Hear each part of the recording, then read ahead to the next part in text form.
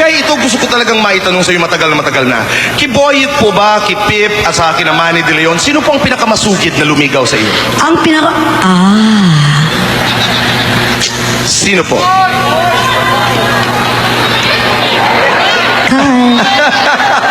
Hindi naman binanggit ni Kuya Boy, si Kokoy eh. Si Kokoy, pati si Kokoy po. Nariyan ho ba si Kokoy? Pati si Kokoy po. Basta't alam ko, naalala ko nung araw, nasa hospital ako, si Kokoy ha. Andun ako sa hospital, may sakit ako. Nandun si Kokoy, kasama niya isang kapatid niya. Tapos may ibibigay siya sa akin, Kuya Boy. Ano pong ibinigay niya? Sabi niya gano'n, Guy. Tapos ginawa niya yung kamay ko, kinuha. Pag gano'n, binigay niya sa akin, wow, yung kanyang high school ring. Wow! Hanggang ngayon, nasa akin pa yun. Talaga? Kokoy. Thank you, I love you. Maraming salamat po, mahal na mahal ko po kayo.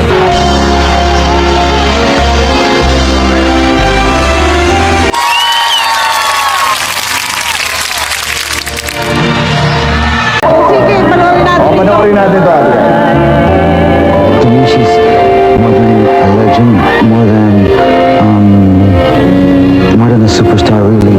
When you meet her, you know that you've had an extraordinary experience.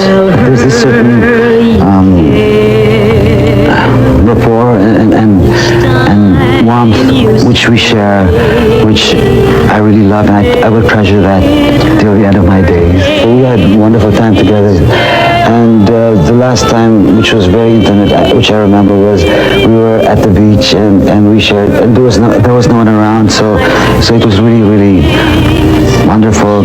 But of course, you know that she's a very busy lady, and after which I also had to go abroad, so after that it became very seldom that we had time together alone. Give her nice things, sugar and spice things, roses and lollipops and roses. I'm looking forward to being with you again, Guy. You know, it's always very special to be with you. From the very start, it has been, and words cannot express how proud I am of you and how honored I am to be your friend and to be able to be close to you. And may God bless you every day of your life. Thank you, Mr. Kokoy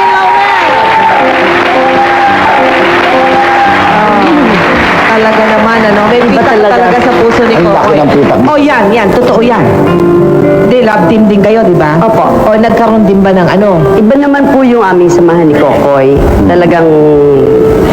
Parang soulmate, gano'n? Oo, parang ganun po. Aha. Iba eh.